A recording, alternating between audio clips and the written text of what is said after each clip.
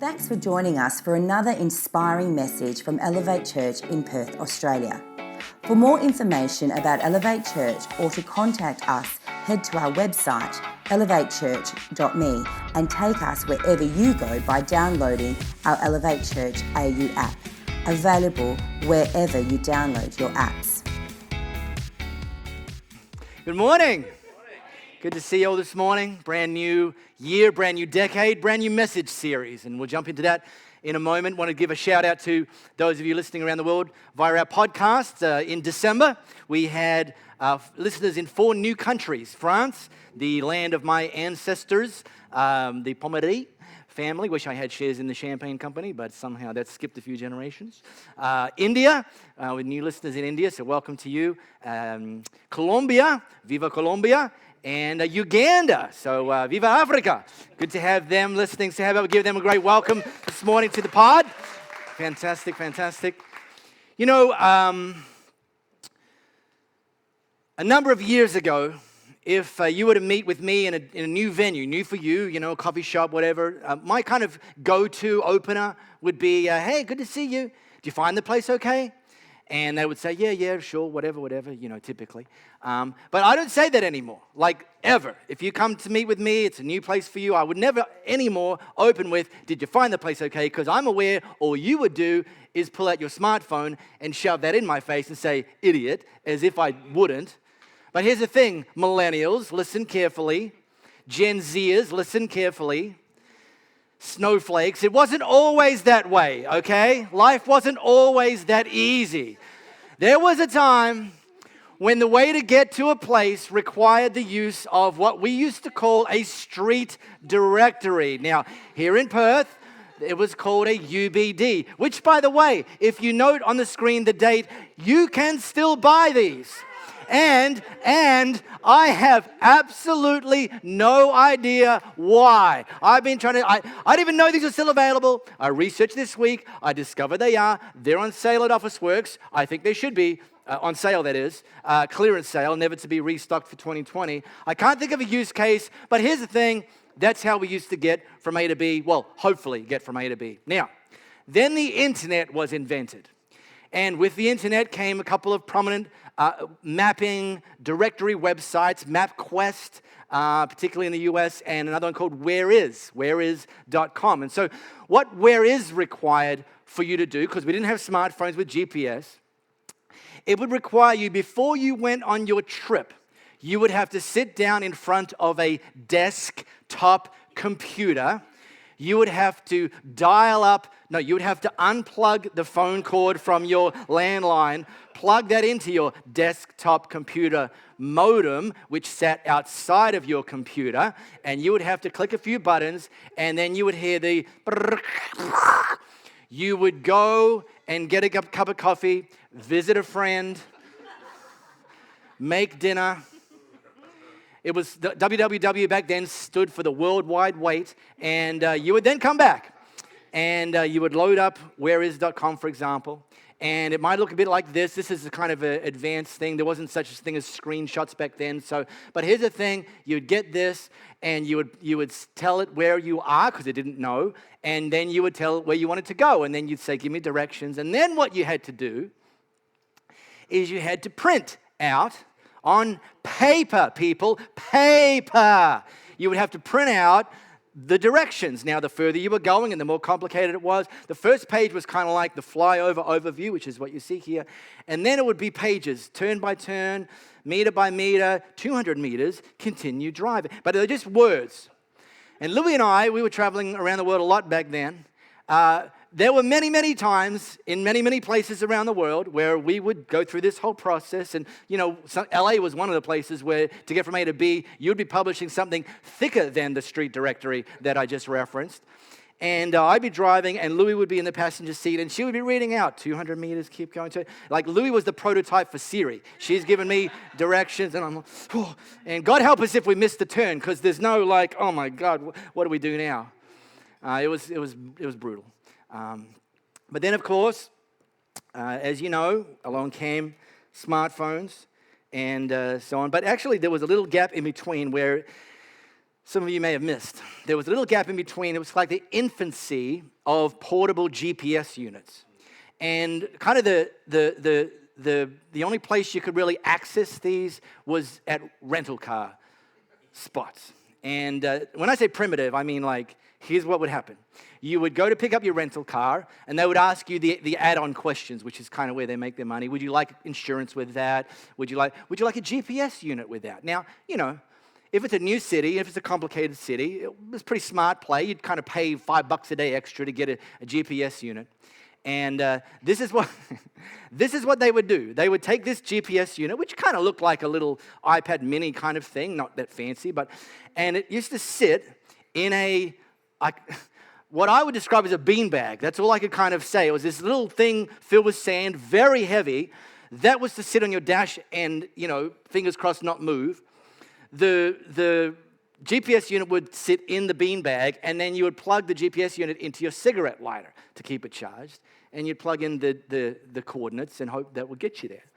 But seemingly, these rental car studios had quite a few nufties in their experience, that they developed the practice of actually inputting your coordinates for you before you took the unit over to your rental car and put it on your dash. So I was in Atlanta a few years ago, and I hadn't driven around there previously, so when I got to the rental car pickup, would you like a GPS unit, Mr. Pomeroy? Yes, I would. Thank you very much. Where are you headed to? I'm headed to this place.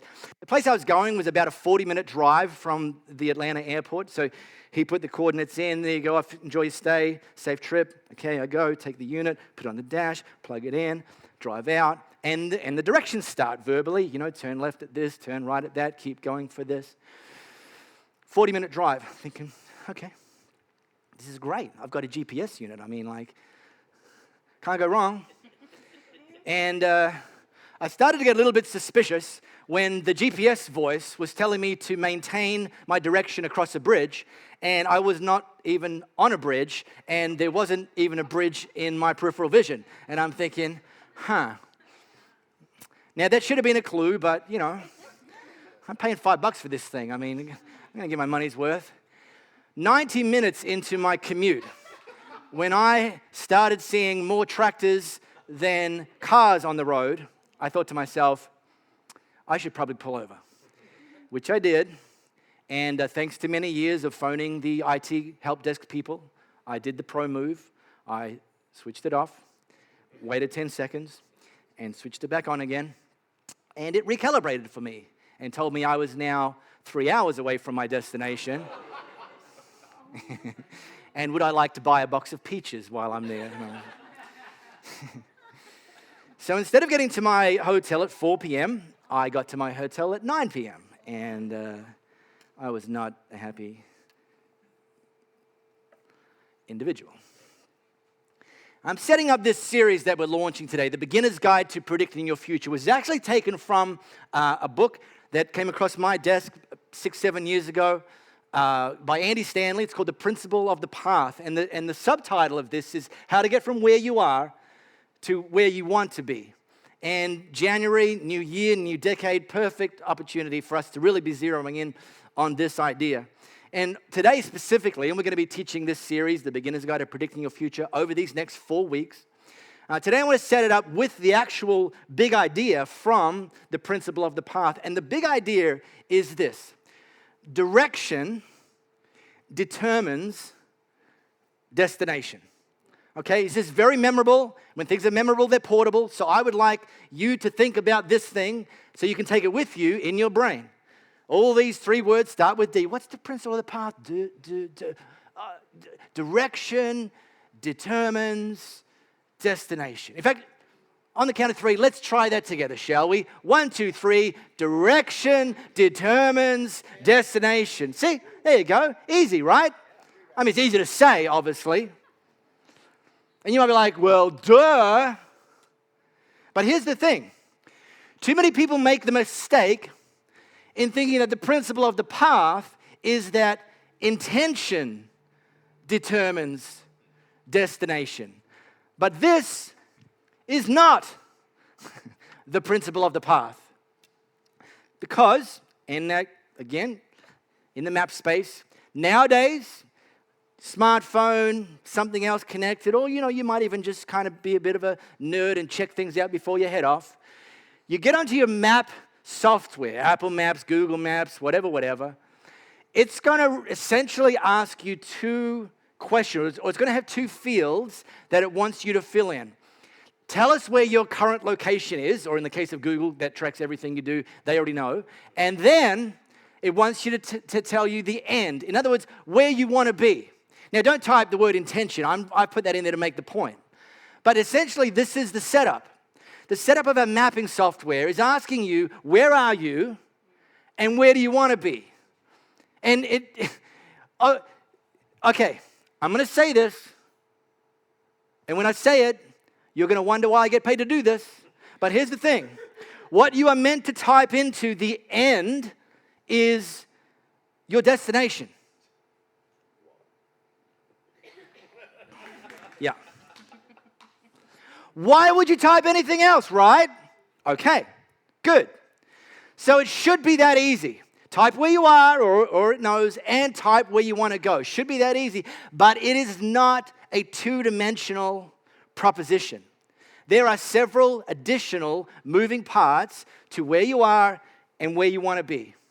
There's the idea that it's going to require directions to get you from where you are to where you want to be. There's the idea that it's going to require movement to get from where you are to where you want to be.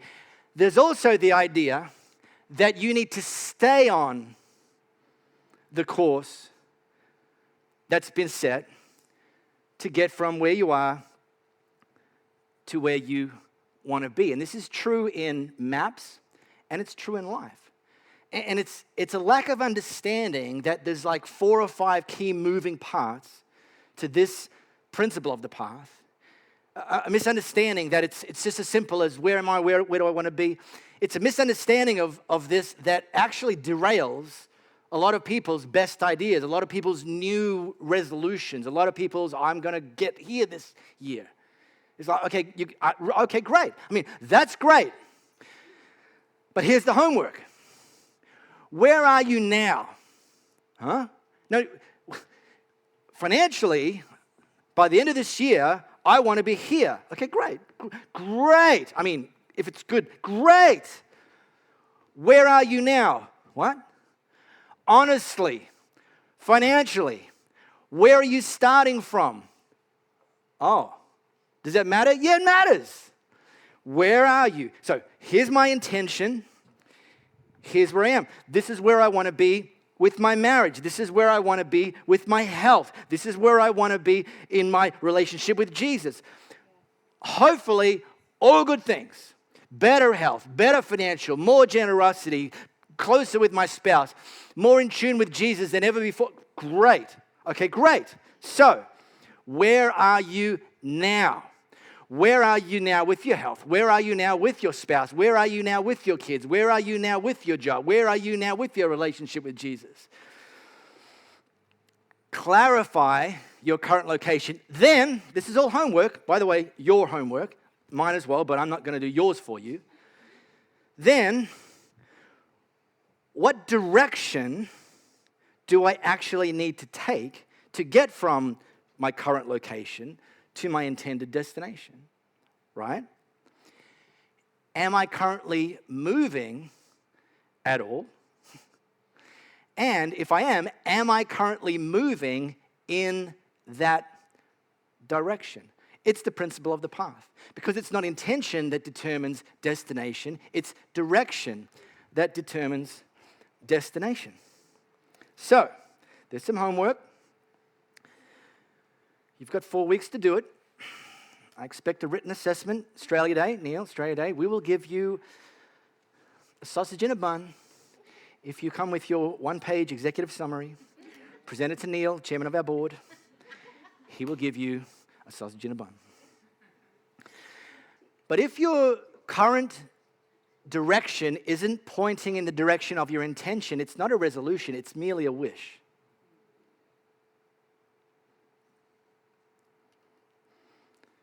Here's a clanger. We get to where we intend, the exact same way that we get to where we didn't intend. Direction. How did I get here? I can tell you. You moved there. What? I didn't mean to. Yeah, but okay, but you did it anyway. Oh, crap. Yeah, I know. Because direction determines destination. Good news is, if you're off course, good news is, like a good GPS mapping app, God will help you recalibrate. God will help turn you around. God will actually help if you're willing, if you're listening. God will help you. And when you change direction, things will eventually change. But we've got to be listening. Now, these little mapping apps, there is a lot of technology that works together to make that work. And I'm not going to go into in any detail in case your nerd alert goes off, but just trust me, I know how it works. Nerd alert! And but here's what we need to understand, and I think you do understand this. Despite how intelligent the ecosystem is that makes our mapping software so incredible, like it really is intelligent and incredible, it's actually not the boss of you. It's merely an advisor. Okay, it's like the electronic equivalent of the backseat driver. It has no authority to take control of the steering wheel for you. Now, okay, geeks, please do not email me and say, haven't you heard of Tesla's autopilot? And don't you know self-driving cars are going to be a thing in 2021?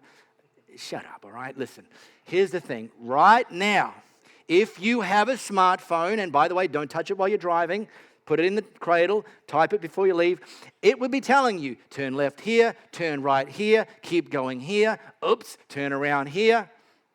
In a few hundred meters, you've got this coming up, so on and so forth. Here's the thing. I mean, you might even get off on this. You have the power to ignore it.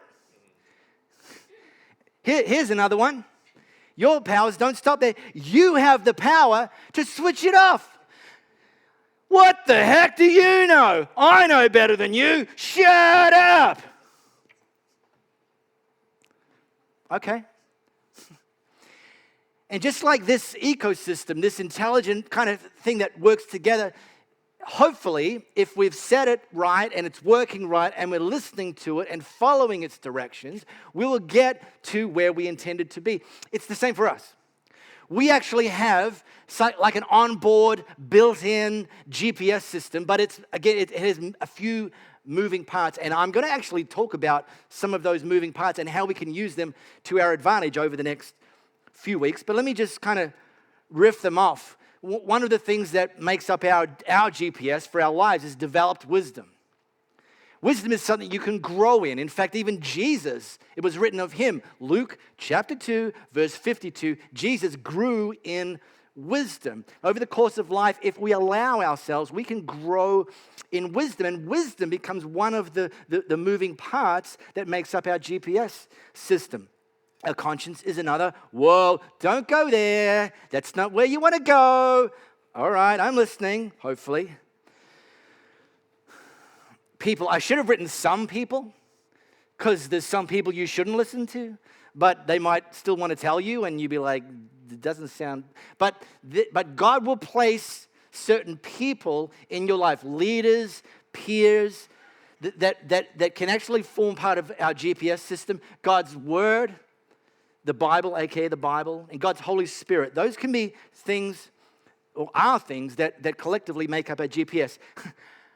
However, like the GPS on our dashboard, we can ignore any one or all of them. We can say to them, what do you know? We can even switch them off. I know people that stopped reading the Bible because God was speaking to them to change direction, and they went, well, no. Okay. But you're not. But in doing that, you're changing direction and you're moving away from the direction of your intention. Not understanding that direction determines destination. Now, while I'm blowing your minds, let me blow your minds some more. Here's a couple of fun facts that are vital to understand with the principle of the path. In life, while some pain can't be avoided, things are going to happen to us that we have little or no control over, a lot of pain can be avoided. And actually, that's the good news part, the second part. The first one's just like, let's just call it out for what it is. And then the second part, a lot of pain can be avoided. And if we understand that and apply it, then the principle of the path starts to work for us. I mean, take financial debt, and you find yourself, and again, this is. There are exceptions. Somebody lost their job, and somebody had a massive health crisis and or a legal issue. Okay, I get it. Some pain can't be avoided, but a lot of it can. And some people arrive at the destination of being in debt, and they say, "I have no idea how I got here," and the people around them say, "We do. You consistently spent more than you earned." Well, I didn't mean to. Doesn't matter, because it's not your intention, it's your direction, and well, I don't like that. Okay, so change direction. Find yourself in a situation with your health or just general malaise, and you're like, Now, again, some health issues sneak up on us, and we don't have any control over them, but a lot of them can be avoided. My health is terrible. I don't know how this happened. I do. You ate like a teenager and you moved like a pensioner. What did you expect? Huh? What do you mean to? Move away from the buffet. Change the direction. True in your marriage, true in your relationship, but there's a path that gets us there, and thankfully, there's a path, if we change direction, the principle of the path, that takes us to where we want to be, a better place. But we have to set that as our intention and set that as our direction. So there's a fact, whether we like it or not. And the other fact that's important to understand is that some principles are universal. So whether you like them or not, and by the way, whether you're even aware of them or not, they're actually working in your life. You're like, the principle of the path is already working in your life. Well, I didn't sign up for that. You don't sign up for principles. They just are how the world works. Well, I don't like that. We're not voting on it, okay? Give me an example. All right, here's an example. Archimedes' principle. You might not remember it as Archimedes' principle. It's called the principle of buoyancy. In the 3rd century BC, Archimedes was able to mathematically explain why rocks sink and boats float. And it's called the principle of buoyancy. And you say, well, I don't like that. Okay, no problem. Don't take swimming lessons. That principle is going to work in your life whether you like it or not. Oh, well, there's the principle of gravity. Yeah, okay. Is that universal? Well, here's something to try. Start the new year living on the edge. When you get home, climb up onto your roof, scream out in your best R. Kelly impersonation, I believe I can fly and jump. But here's what's going to happen. Your intentions are going to be overruled by the principle of gravity. Well, I don't like that. I didn't sign up for That's not how principles work. This one, the principle of harvest. Every spring, I set myself the personal goal to have, throughout the summer, to have grown and eaten so many tomatoes that when I sneeze, tomato seeds come out of my nostrils, okay? By about February, March. It's one of my goals. It's one of my intentions. Snotting seeds, sneezing seeds. But in order to do that, well, guess what? I've got to actually start by planting tomatoes. Well, can't you just... No. Yeah, but you can just Uber Eats. Okay, no, you don't understand, okay? Stupid millennials. Principles apply in your life. Ignore them at your peril, or take advantage of them for your benefit. The principle of the path, ignore it at your peril. Well, doesn't apply to me. No, it does apply to you. Well, I don't like it. Doesn't matter. I didn't sign up for it. Doesn't matter. It applies in your life, so why not take advantage of it? It's already at work in the various areas of our life because direction determines destination. So it shouldn't come as much of a surprise to discover that Jesus talked about this because he understood how life works. He understands how the world works. He was there at the creation when his Father spoke the world into existence, when his words created the world. He was there and he's like, good work, Dad. Yeah, those principles, pretty good. Wish I'd thought of them. Shut up, son. Anyway, and so one of them is the principle of the path. Jesus, when he finally came to earth, got to explain it to us. Now, if you've got our app, you can tap on the Bible tile. It's going to take you to something that Matthew recorded. Now, this is the end, like the final kind of truth bomb that Jesus dropped in a succession of truth bombs in what's going to be packaged up by Matthew. We call it the Sermon on the Mount. And it's possible that it wasn't just one thing, or it's possible that Jesus kind of preached this over and over again because there's so many bangers that he was just like, I need to make sure everyone hears this. And he's talking about what makes someone blessed, and he's talking about prayer, and then he gets through this. And by the way, if you want to go back and read it, it's actually Matthew chapter 5 plus Matthew chapter 6 plus Matthew chapter 7. And Matthew, he was a tax collector before he became a follower of Jesus. It's likely that Matthew actually had some of his minions writing all this down. He's like, okay, you take the prayer story, you get the Beatitudes, don't miss any, and actually we probably need to put 2 onto that. And so these go, Jesus, slow down. And eventually this is packaged together and we get to read it. And it's like, wow, so much good stuff. In fact, a lot of what's in there applies universally. Even if you're not a Jesus follower, read some of that stuff and you're like, you know what, I should start doing some of that. It's like, yeah, your life will be better if you do. And then he gets to the end. Jesus gets to the end. Sermon on the Mount. Bam, bam, bam, bam, bam, bam, bam. And he kind of winds it up with this story. And it's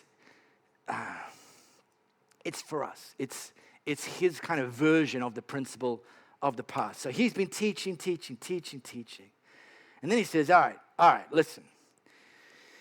And in conclusion, these words I speak to you are not incidental additions to your life, homeowner improvements to your standard of living.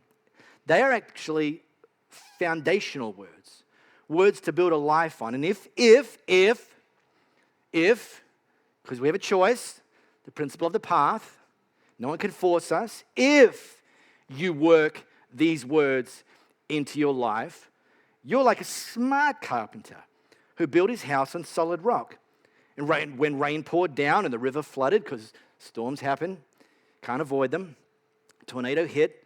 Nothing moved that house. It was fixed to the rock. However, on the other hand, by comparison, there was someone that chose a different path. This knucklehead used his words, and you have the choice to do this as well. Just use my words in Bible studies and don't work them into your life. Great message, Mark. That was great. What was great about it? What? I nearly said that. What? Tell me what you're going to do with that. That's the question I ask. I think I've actually talked people out of actually coming to me and saying, great message. Like, he's going to ask what I'm going to do with it. Yeah, he is. He is. I am. Good friends do. And I'm going to ask, how can we help you with that decision, with that direction, with that path that you're going to take with this? If you don't work them into your life, you're like a stupid carpenter. The other was a stupid carpenter who built his house on the sandy beach. When a storm rolled in, the waves came up, it collapsed like a house of cards. 2 people, both trying to build a life they can live in, but took 2 different paths. The same storm came, but they ended up with 2 different outcomes. So it wasn't the storm that made the difference. It was the path that made the difference. And some of you who camp, I don't camp unless there's a concierge just a phone call away. I'm not interested. Some of you camp, Rando, some of you camp, and some of you know when it comes to camping that setting up a tent, Brando, if you know what you're doing and you've been army trained, is actually quite quick and efficient, right? I'm talking about more of a special ops kind of person, but anyway. But some of you know that. And so if you're sort of strolling on the beach with your dog and you see Brando up in the dunes, MacGyvering this thing together, and he's probably moved in before you're out of sight. You're like, dang, that guy must be army trained. Well, yes, he is, all right, okay, sucks to be me. Conversely, if you're walking your dog down your street in your neighborhood and someone's building a new house, day one, you walk past, you think, mate, this is the bloody laziest builders I've ever seen in my life. Looks like nothing's happening. Check back tomorrow. Tomorrow? Just looks like a block of sand, just like yesterday. Week 1, week 2, week 3. Oh, then some concrete starts to appear. Louis' dad turns up. Ugh. We came and we saw it, we concreted, okay?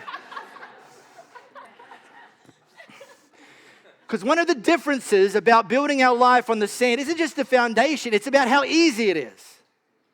It's about how quick it is. It's about how little it requires of us. It's about how short we have to stick with it to make it look like on the surface something's actually appeared, something's actually happening, something's actually inhabitable. Okay, great. Whereas this life, this approach, this path, it's a grind. It's harder. It's more costly. It takes longer. But here's the thing. When, not if, when the storms come, Jesus is saying, don't be that guy, be this guy. Yeah, I get it. I know. How is it that I get paid to tell you this? It's so obvious. But if it's not about how obvious it is, it's about whether we're going to actually do it. And at the beginning of a year, I love this. I love this about New Year's. One of the things that God says about Him is that His mercies are new every day. In other words, He gives us an opportunity to have a fresh start every day. Because one of the things that's easy to miss about this story is now the guy that built his house on the sand initially, aka the stupid carpenter. Well, that's a bit harsh, Jesus. Doesn't sound very Christian. What? He's now got a decision to make. When he rebuilds, because he needs somewhere to live, when he rebuilds, which path is he going to take? Well, obviously he's going to do it on the rock, because no one makes the same mistakes twice, do they? Do we? Experience is the best teacher. No, it's not, because you keep making the same mistakes. Seems you haven't learned a thing. One of the things this story encourages us is if you have reached a destination that wasn't your intention because you took the wrong path, you know what? You get a do-over. Jesus gives you and me an opportunity to try again. It is like your mapping app. At the next roundabout, turn back, and then take the left that you should have taken that I told you to take, but you didn't. And then, if you do that, I'm going to keep leading you. Siri doesn't judge. You idiot! No, it's like, just look, okay, we get it. We get it. You took the wrong turn.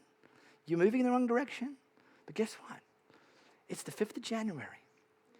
Just take the next turn today, here, with my finances, with my health, with my marriage, with my kids, with my job.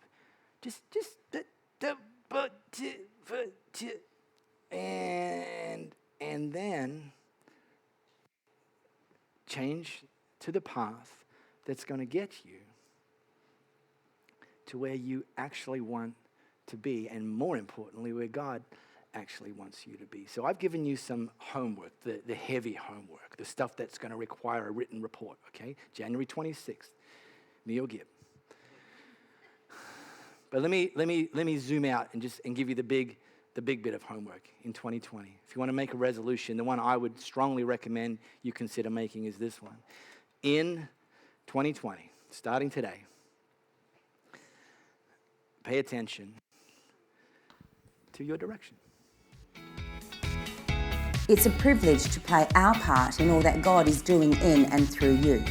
To find out what your next step could be, or to partner with us to reach more and more people by giving financially, head to our website elevatechurch.me and download our Elevate Church AU app, available wherever you download your apps.